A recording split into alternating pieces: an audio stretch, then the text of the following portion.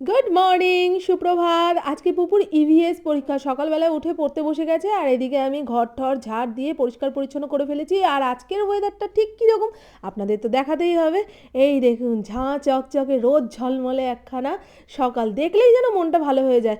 আর এইখানে যে জামা কাপড় মেলার স্ট্যান্ডটা রয়েছে না, জামা কাপড়ের ওপরটা শুকিয়ে গেলেও নিচের দিকটা একটুখানি ভেজা ভেজা থাকে, তাই এটাকে টেনে একটুখানি রোদ্দুরে দিলাম। জামা কাপড়গুলো শুকিয়ে গেলে যখনই ভাঁজ করে ফেলবো, এই জায়গাটা খালি হয়ে গেলে না হাঁটতে চলতে বেশ সুবিধা হয়। চলুন এবারে রান্নাঘরে চলে এসেছি। আর দেখুন, গতকালকে ইন্দ্র দুপুরবেলায় বাড়িতে ফেরার পথে এতগুলো বেথুয়া শাক নিয়ে এসছে। এগুলো বাছতে পারলাম না, যেটুকু বাছতে পেরেছি সেগুলোকে গামলার জলের মধ্যে ভিজিয়ে রেখেছি। প্রায় 15 মিনিট ধরে ভিজিয়ে রেখে দিয়েছি। বেথুয়ার গায়ে যেটুকু বালি রয়েছে সেটা গামলার জলের নিচে থিতিয়ে যাবে, আর এই জলটাকে ফেলে দিয়ে নতুন করে গামলাতে জল নিয়ে বেথুয়াটাকে আবার 5 থেকে 10 মিনিটের জন্য ভিজিয়ে রেখে দেবো। এই হলো ধোয়াধুয়ির পালা। বাবা, শীতকালে প্রত্যেকটা সবজির গায়ে মনে হয় এত বালিচুলি থাকে, সেটা ধুতে ধুতে আরও মনে হয় ঠান্ডা লেগে যায়। এমনি আমি সকালবেলা শ্যাম্পু করে স্নান করেছি, দেখতে পাচ্ছেন, মাথায় পাগড়ি বেঁধে ঘোরাঘুরি করছি। আর এখানে চলে এসেছে আমার বড় নন্দাই। খাটাল থেকে প্রত্যেক দিন গরুর দুধ এনে আমাদের বাড়িতে পৌঁছে দিয়ে যায়। খালি ক্যানগুলো ওনার হাতে দিয়ে দিলাম, তাতে সুবিধা হবে পরের দিন দুধ আনতে। আর এখানে দেখুন, ইন্দ্র মর্নিং ওয়াক থেকে ফেরার পথে এই ডিমের ট্রেটা নিয়ে এসছে। নাচতে নাচতে এসছে না লাফাতে লাফাতে এসছে, আমি ডিমের চেহারা দেখে ঠিক বুঝতে পারছি না। অর্ধেক ডিম ফেটে চৌচির হয়ে গেছে। বাবা, একটা ডিম পুরো ফেটে ভেতরে সব বেরিয়ে গেছে। দেখো, খোসাটা পড়ে রয়েছে, দেখতে পাচ্ছেন। সে যাই হোক, ডিমের চেহারা দেখে ইন্দ্রর ওপরে আমার একটুখানি রাগ হয়েছিল বটে। রাগটাকে গিলে ফেললাম, কারণ ইন্দ্রকে কাছাকাছি দেখতে পাচ্ছি না। কাছাকাছি দেখতে পারলে 4-5খানা কথা শোনাতাম। আর ডিমগুলো টেবিলের ওপরে না রেখে ট্রের মধ্যে সাজিয়ে ফ্রিজের মধ্যে চালান করে দিলাম, আর ভাঙাচোরার ভয় নেই। আর এখানে আমি রান্না করতে চলে এসেছি বেথুয়া শাক। বেথুয়া শাক রান্না করার জন্য কড়াইয়ের মধ্যে তেল দিয়ে তার মধ্যে দিয়েছি কালো জিরে ফোড়ন। আর এখানে আলু বেগুন কেটে নিয়েছি।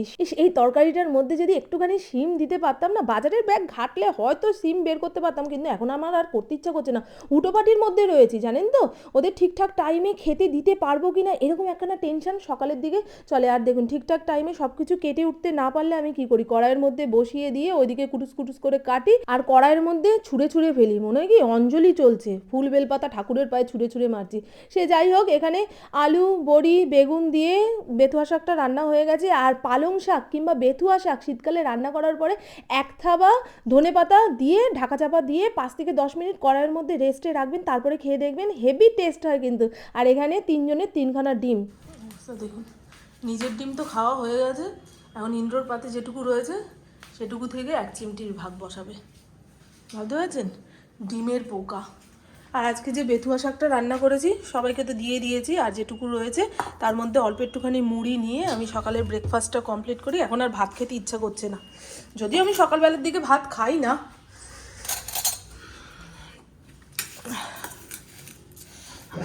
শাক দিয়ে মুড়ি, ও হো হো হো। তুমি বাড়ি থেকে বেরিয়ে যাওয়ার পরে ও নিজেকে নিঃস্ব বলে মনে করে। ও নিচু হয়ে যায়। হ্যাঁ, ও ভাবে আমার বাবা খেলার লোক সঙ্গী, আমার বাবাটাই বেরিয়ে গেল, আবার কখন আসবে। Good morning and welcome back to my channel. আশা করি আপনারা সবাই খুব ভালো আছেন, আমিও খুব ভালো আছি। আজকে মঙ্গলবার, না হলে বুধবার, বারটা ঠিক মনে পড়ছে না। সে যাই হোক, আজকে সকাল থেকে ক্যামেরার সামনে এসে আপনাদের সঙ্গে আড্ডা শুরু করতে পারিনি। কেন বলুন তো, সকালে আমি শ্যাম্পু করেছি আর চুল শোকানোর জন্য পাগড়ি বেঁধে বসেছিলাম। সেই পাগড়ি নিয়ে আপনাদের সামনে আসতে আমার কেমন কেমন যেন লাগছে। সে যাই হোক, এতক্ষণ পর্যন্ত আমি ভয়েস ওভার দিয়ে আপনাদের সঙ্গে আড্ডা চালিয়ে গেছি। এইবারে আমি আমার সংসারের খবরাখবর আপনাদের সামনে এসে দিতে চলেছি। আজকে সকালবেলা ইন্দ্র যে ডিমের ট্রেটা এনেছিল তার মাঝখান থেকে একখানা ডিম ফেটে তার মালপত্র সব বেরিয়ে গেছে, এর মধ্যেই ছড়িয়ে গেছে। আর একটা ডিম ফেটে বসে আছে, এটাকে সকালবেলা অমলেট করে খেয়ে নিলে হয়ে যেত, কিন্তু না। ইন্দ্র বাজারে গিয়ে হুটোপাটির চোটে যে ভুল ভ্রান্তিগুলো করে, সেই ঘটনাগুলো তার সামনে যদি তুলে না রাখতে পারি, তাহলে পরের দিন আবার সেই ঘটনাই ঘটাবে। আমার না এই ঘটনাগুলো তুলে রেখে ইন্দ্রকে দেখানোর মধ্যে আলাদা রকম একখানা সুখ কাজ করে। এই তো গেল ডিম ফাটার খবর। আরও একটা খবর তুলে রেখেছিলাম, সেটা সময়ের অভাবে দেখাতেই ভুলে গেছি। দেখুন, গত কয়েকদিন যাবৎ ইন্দ্র যে বাজার থেকে আলু আনছে, ধরুন 10খানা আলুর মধ্যে 3খানা আলু এরকম রিং বেরোচ্ছে। এটা যদি ইন্দ্রকে না দেখাই, ইন্দ্র গিয়ে তো আর বাজারওয়ালাকে বলবে না, আর বাজারওয়ালাও একটুখানি সাবধান হবে না। সেই জন্য ঘটনাটাকে তুলে রেখে দিয়েছিলাম।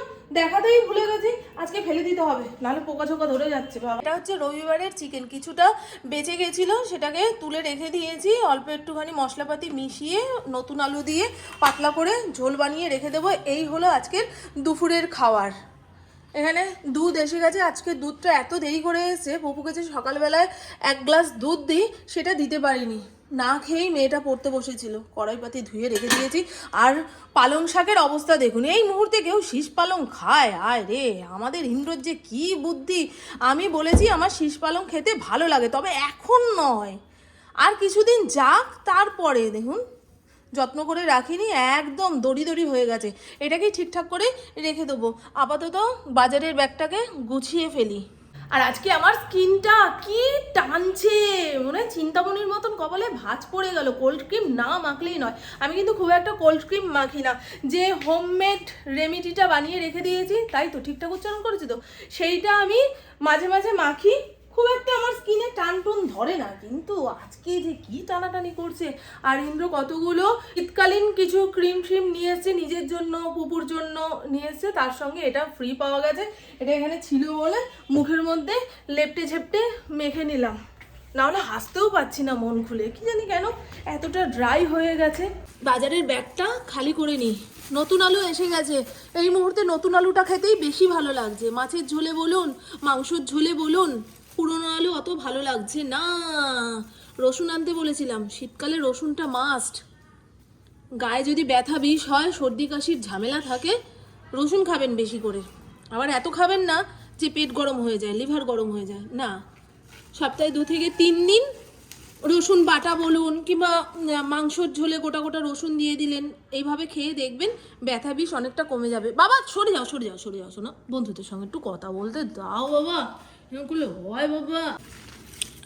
শীতকালে ফুলকপি মাস্ট। একদিন ভাবছি রাতের দিকে ফুলকপি আলু কড়াইশুঁটি দিয়ে খিচুড়ি খাবো। ইন্দ্রকে বললাম খাবে, বলে দূর, আমার খিচুড়ি মিচুড়ি খেতে ইচ্ছা করে না। আমি, তোমার ইচ্ছা করে না তো কী হয়েছে, আমি রান্না করব, আমার ইচ্ছা করলেই হবে। ফড়িংয়ের শশা প্রত্যেক দিন ইন্দ্র যখন বাড়িতে ফিরবে একটা করে শশা ওর মুখের আগায় যদি না ধরা হয়, ইন্দ্রের ওপরে হামলা শুরু হয়ে যাবে। থাক থাক, এখন না, বাবাই যখন আসবে তখন তুমি শশা পাবে। সারাদিন শশা খেলে ঠান্ডা লেগে যাবে। চিকিৎসার পয়সা আসবে কোথা থেকে? হ্যাঁ, অকারণে যদি শরীরটা খারাপ করে ফেলো, চিকিৎসার পয়সাটা আসবে কোথা থেকে? হ্যাঁ, এখানে থাকলো। ও আরও একটা জিনিস, আমাদের হসিনাপুরের পাড়াতে নাকি গোটা ছোলা ভাঙিয়ে ছাতু বিক্রি করছিল এক ভদ্রলোক, তার থেকে এই ছাতুটা নিয়ে এসছে। এটাকে এখন জায়গা মতো রাখতে হবে, যা কিছু আসবে সব টেবিলের ওপরে থাকবে। টেবিলটা যা দেখতে লাগে না, সকালবেলায় ঘুম থেকে উঠে এদিকে তাকাতে ইচ্ছে করে না।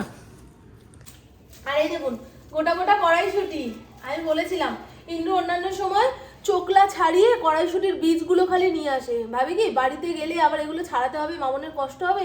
আমাদের এখানে ছাড়ানো কড়াইশুঁটিও বিক্রি হয়। আমি ওকে বলেছি এরকম খোসা শুদ্ধ কড়াইশুঁটি নিয়ে আসবে। শীতকালে ওই তরকার ডাল আছে না, তরকার ডালের সঙ্গে আর ছোট ছোট নতুন আলু আর এই কড়াইশুঁটি একসঙ্গে প্রেসার কুকারের মধ্যে লবণ দিয়ে সিটি মেরে 5 থেকে 10 মিনিট রেখে দিয়ে ওই ডালটা মুড়ির সঙ্গে মেখে খেয়ে দেখবেন, ওই যে গোটা সেদ্ধ যেমন বানায় না, সেই টাইপের খেতে লাগে, অল্প একটুখানি কাঁচা তেল কাঁচা লঙ্কা দিয়ে। ব্যাপক লাগে, ব্যাপক।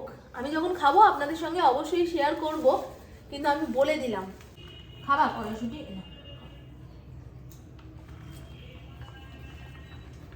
কালকে আমাদের ফ্রিজের ভেতরে যে লাইটটা সেটা জ্বলছিল না জানেন, আমি পুরো চমকে গেছি। এই রে, আবার কি ফ্রিজটা খারাপ হয়ে গেল, লোক ডাকাতে হবে, কি করব মাথায় আসছিল না।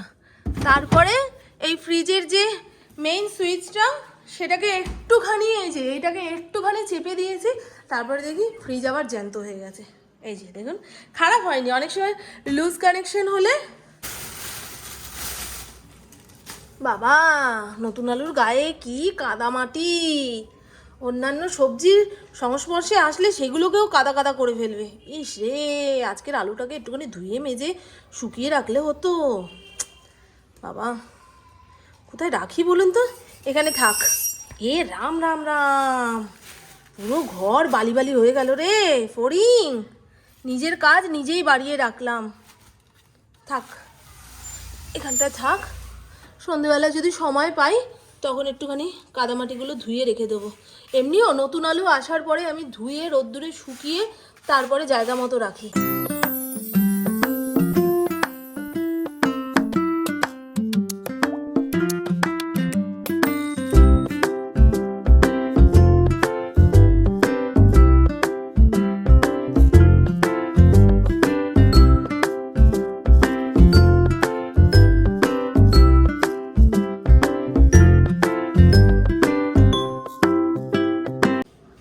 আমার ঘর পোছা হয়ে গেছে আর ডিভানের চাদরটা না পুরো টাইট ফিট করে পেতে রেখে দিয়েছিলাম। ফড়িং 10 বার উঠছে নামছে, এটা আর গুছিয়ে লাভ নেই, আবার বিকেলে দেখা যাবে। আরে যে ফিরিঙ্গিদা, আমার রান্না বান্নার খবরটায় আসি।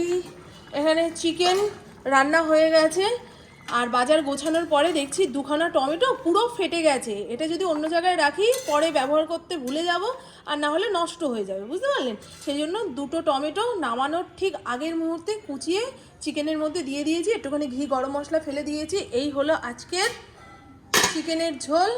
দুধ আজকে আসতে একটুখানি লেট করেছে, যদি সকাল সকাল চলে আসতো পুপুকে গরম করে দিয়ে দিতাম, অর্ধেক থাকতো, ইন্দ্র রাত্রিবেলা খেয়ে নিত। কিন্তু আজকের দুধটা হেলা ফেলা হবে।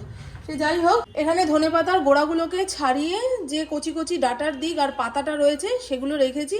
এগুলোকে ধুয়ে জল ঝরাতে হবে, তারপরে কুচিয়ে ডিপ ফ্রিজের মধ্যে স্টোর করে রেখে দেবো।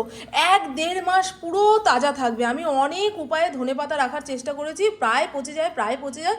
এখন ডিপ ফ্রিজে স্টোর করে রেখে দিই, যখন ইচ্ছা বের করি, রান্নাবান্নাতে ইউজ করি। আর এই দেখুন টোপা টোপা লঙ্কা, ইন্দ্রকে বলেছি শীতকালে গরম ভাতে এরকম টোপা লঙ্কা ডলে খেতে বেশ ভালো লাগে না, এটা যাতে রান্নার লঙ্কার সঙ্গে এই ভাতে খাওয়ার লঙ্কা যেন মিলেমিশে না যায়। আর এই লঙ্কাতে যা ঝাল, ওরে বাবা রে বাবা, একটা ভাতের সঙ্গে ডলে খেলে না কান ফান দিয়ে আগুন বেরোবে। আর এখন ঘড়িতে বাজে 12টা 43। আমি যেহেতু সকালবেলা শাক দিয়ে মুড়ি খেয়েছি, এখন খিদাটা পেয়ে গেছে। আর যেহেতু গরম গরম সব তরকারি পাতি রয়েছে, এখন খেলেই অমৃত লাগবে, পরে এটার আর স্বাদ পাবো না।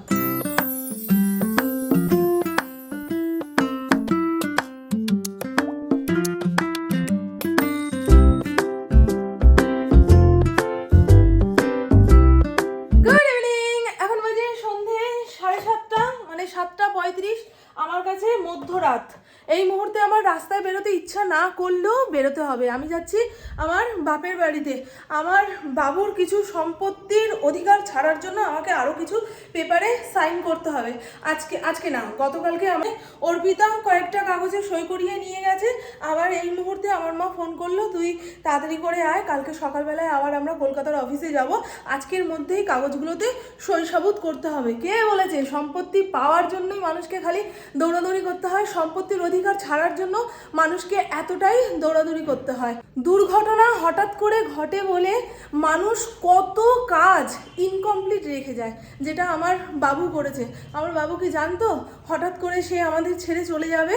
তার আগে নেবো আমি একটা হালকা পাতলা চাদর, গায়ে ঠান্ডা লাগুক বা না লাগুক, মাথাটা যদি চাপা না দিতে পারি না, গলা ঠলা পুরো বসে যাবে। সামনে থেকে যদি টোটো অটো পাই খুব সুবিধা হবে। হেঁটে যাওয়ার মতন পরিস্থিতি এখন নেই, এত ঠান্ডার মধ্যে হাঁটা যাবে না। আর টোটোওয়ালারা না 7টা 7:30 বেজে গেলে আর যেতে চায় না।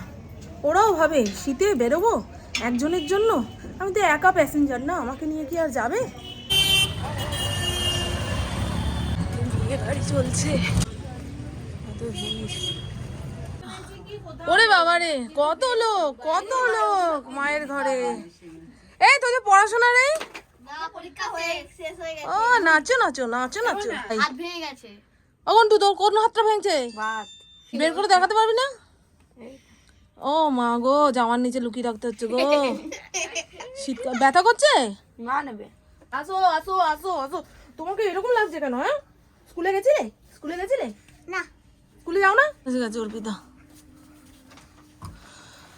আপন রাজি খুশিতে আমি শ্রীমতী পম্পা পাল সম্পাদন করিলাম। মানে পুরো অর্থ বুঝে তুমি সই করছো? কপালে ছুঁয়ে তারপর নিয়ে যাবে। ও মা, আসলাম, টাটা।